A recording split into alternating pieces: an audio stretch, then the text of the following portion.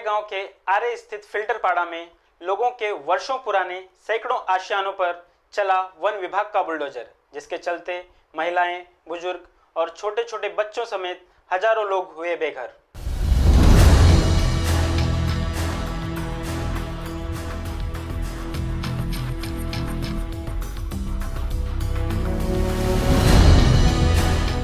एक तरफ मानसून अपनी दस्तक दे रहा है तो दूसरी तरफ आरे प्रशासन व वन विभाग का कहर लोगों को बेघर कर रहा है, जिसका नजारा गोरेगांव पूर्व आरे कॉलोनी स्थित फिल्टरपाड़ा में देखने को मिला, जहां वन विभाग ने कड़ी सुरक्षा के बीच तोड़क कार्रवाई के नाम पर वर्षों पुराने सैकड़ों घर ध्वस्त कर दिए। बता दें कि ये वही घर हैं जिनके बल पर यहाँ के सांसद, विधायक व नगर सेवक चुनाव जीतकर संसद भवन से लेकर मनपा गृह तक पहुंचे हैं। ऐसे मकानों को तोड़कर इनमें रहने वाली महिलाओं, बुजुर्गों व छोटे छोटे बच्चों को वन विभाग ने इस कड़कती धूप में सड़क पर ला दिया है। लोगों का आरोप है कि जिन घरों से मत देकर हमने राजनेताओं को चुनाव जिताया, आज वही घर अवैध कैसे हो गए। अगर लोगों के डॉक्यूमेंट्स वैलिड नहीं होते, उनके इलेक्शन कार्ड लोग यहाँ पर जाकर वोट करते, वो वैलिड नहीं है तो फिर ये अपात्र कैसे हो सकता है। और आजकल इन लोगों को सिर्फ शॉर्ट नोटिस दी गई थी 15 दिन की, जिसकी वजह से इनके झोपड़े तोड़े गए। लगातार 3 से 4 दिनों तक चली इस तोड़क कार्रवाई ने लोगों को अपना पक्ष रखने तक का भी मौका नहीं दिया और वे सड़क पर आ गए। स्थानीय रहवासियों का कहना था कि यदि उन्हें समय मिलता तो वे कानून का दरवाजा खटखटाते और शायद वन विभाग के इस कहर से बच सकते थे। और 15 दिन की नोटिस कोई वैल्यू नहीं रखती है, उनको कम से कम 1 महीने का तो टाइम देना चाहिए था, ताकि वो कुछ जगह के बारे में अपने डॉक्यूमेंट सबमिट करते या कोर्ट को कुछ तो भी बोलते।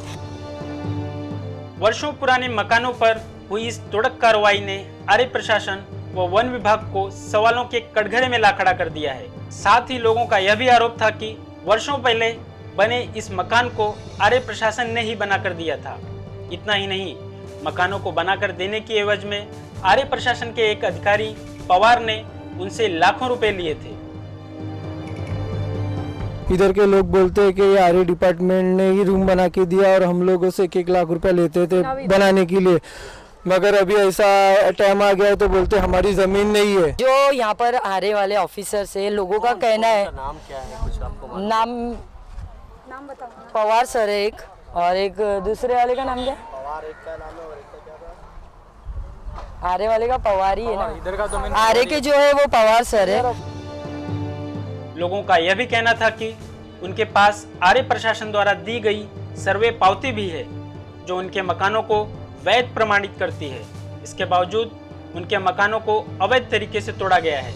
साथ ही लोगों का यह भी कहना था कि अधिकारी उनके धर्म स्थल पर भी तोड़क कार्रवाई करना चाहते हैं। यदि ऐसा हुआ तो हम अपनी जान दे देंगे। मस्जिद है, अगर हमारी मस्जिद को कुछ होता है तो हम लोग पूरा मुसलमान कुर्बान हो जाएंगे, कोई नहीं छोड़ेगा। याद रखना, हमारी मस्जिद में पूरा भाई बहनों का घर टूटा है, हमारे सब भाई बहन रोड पे घर टूटा। हम लोग कुछ नहीं बोले सर, मगर मस्जिद नहीं टूटना चाहिए।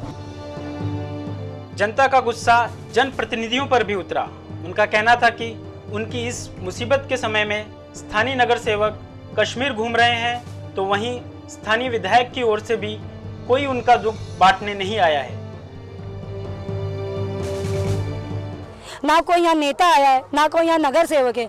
जब चुनाव आता है तो सब आते हैं, अब जब हम गरीब लोग मुसीबत में पड़े तब कोई क्यों नहीं आ रहा है?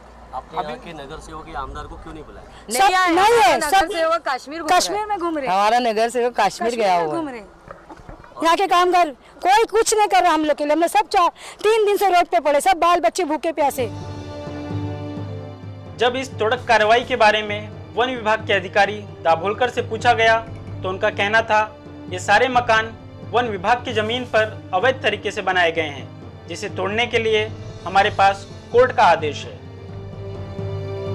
ये जो कार्रवाई है फिल्टरपाड़ा की, इसको 15 दिन पहले नोटिस दिया था। एक्चुअली हाईकोर्ट उच्च न्यायालय के आदेश के मुताबिक नोटिस देने की ज़रूरत नहीं, तो भी लोगों को नोटिस दिया था। इधर 30 या 40% लोगों ने घर छोड़ दिया। इसका पूरा सर्वे किया फॉरेस्ट डिपार्टमेंट ने, तो फॉरेस्ट डिपार्टमेंट की जगह पे ही कानूनन निष्कासन हो रहा है।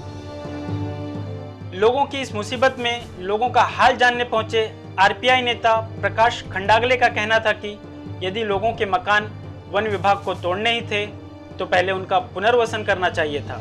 वन विभाग की इस मनमानी का आरपीआई विरोध करती है। जो यहाँ के वन खाते के अधिकारी है उनसे बात किया अभी कि भाई ये तो इनके सबके पेपर देखे मैंने, तो पेपर बहुत 2095 के पहले के भी है, फिर भी इनकी झोपड़ा उनका तोड़ा गया है। अभी इनके बारे में भी मैं वही कोशिश करूंगा जो इसके पहले मैंने पाइपलाइन के लिए किया था। विधानसभा चुनाव हार जाने के बाद भी लोगों के दिए वोटों को तवज्जो देते हुए भाजपा नेता सुनील यादव ने भी इस तोड़क कार्रवाई की निंदा की और इसे जनता के खिलाफ किया गया षड्यंत्र बताया। साथ ही उन्होंने यह भी कहा कि वे लोगों की मांगों को लेकर सरकार के समक्ष जाएंगे ताकि इन लोगों का पुनर्वसन हो सके। जिस प्रकार के रूम तोड़े गए हैं, मुझे इसमें साजिश की बू आ रही है। ये सरकार को बदनाम करने की कोई साजिश है, इस प्रकार की मेरी भावना बनते जा रही है। हम सरकार में होने के नाते और यहाँ का विधानसभा का उम्मीदवार होने के नाते मेरी भूमिका ये रहेगी कि उन सब झोपड़ी धारकों को जिनकी झोपड़ी वैध होते हुए भी तोड़ी गई होगी, ऐसे लोगों को इकट्ठा करके आदरणीय सुधीर भाऊ मुनगंटीवार जो हमारे मंत्री जी हैं उनके पास जाकर हम निवेदन लेकर जाएंगे और सरकार से मांग करेंगे कि जो भी स्ट्रक्चर ये वैध रूप के हैं, 2000 के पहले के हैं, ये सारे लोगों का पुनर्वसन किया जाए। इस प्रकार की भूमिका हम लेंगे। अब देखना है कि ऐसे मुश्किल समय में जनता के बीच से नदारद नेता बरसाती मेंढक की भांति चुनाव में ही टर कर अपनी राजनीतिक रोटियां सेकते नजर आएंगे या ऐसे बुरे वक्त में भी उन्हें इन गरीबों का ख्याल है।